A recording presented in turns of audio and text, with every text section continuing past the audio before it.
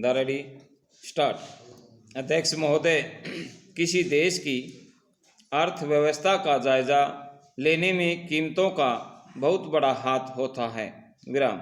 असल में कीमतें ही अर्थव्यवस्था का आधार स्तंभ हैं और वही देश के आर्थिक ढांचे का फैसला करती हैं। विराम।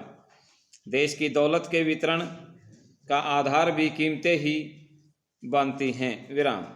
यदि कीमतें नीचे स्तर पर हों और स्थायी बनी रहें तो जनसाधारण अपने सीमित घरेलू बजट से जीवन आराम से बिता सकता है और गरीब अमीर के बीच की खाई भी ज़्यादा नहीं बढ़ती। विराम। देश में जो धन पैदा होता है उसका वितरण भी विभिन्न वर्गों के बीच एक समान चलता रहता है। विराम। लेकिन कीमतें अगर बढ़ती ही चली जाएं तो सामान्य जनता का जीवन दूभर हो जाता है। विराम। इसके अलावा मूल्य वृद्धि के साथ साथ समाज के विभिन्न वर्गों में असमानता भी बढ़ती जाएगी। विराम। धनी वर्ग कीमतें बेतहाशा बढ़ने से जीवन ही न्यूनतम आवश्यकताओं को पूर्ति नहीं होगी।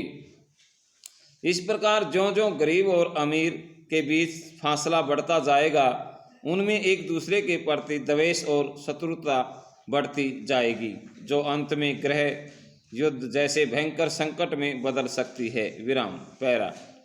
भारत में मिश्रित अर्थव्यवस्था है, लेकिन एक मिश्रित अर्थव्यवस्था भी योजनाहीन नहीं हो सकती। विराम।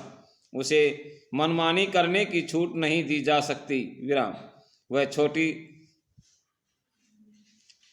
तफसील तक योजनाबद्ध होनी चाहिए। अगर उसे एक लोक कल्याण, राज्य और जनहित के उद्देश्यों की पूर्ति करनी है वह तभी हो सकती है जब कीमतों पर पूर्ण नियंत्रण रखा जाए। विराम।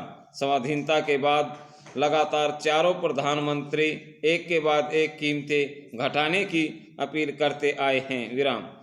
जितनी अपीलें की गई उतनी ही कीमतें ऊपर बढ़ती गई और केवल एक चीज़ सरकार कर सकी वह यह है कि वह अपने कर्मचारियों के लिए महंगाई भत्ते और अंतरिम सहायता की घोषणा करती रही। विराम। लेकिन इस तरह की अस्थायी सहायता का कोई परिणाम भी नहीं निकला, उसका उल्टा असर हुआ। विराम। समाप्त।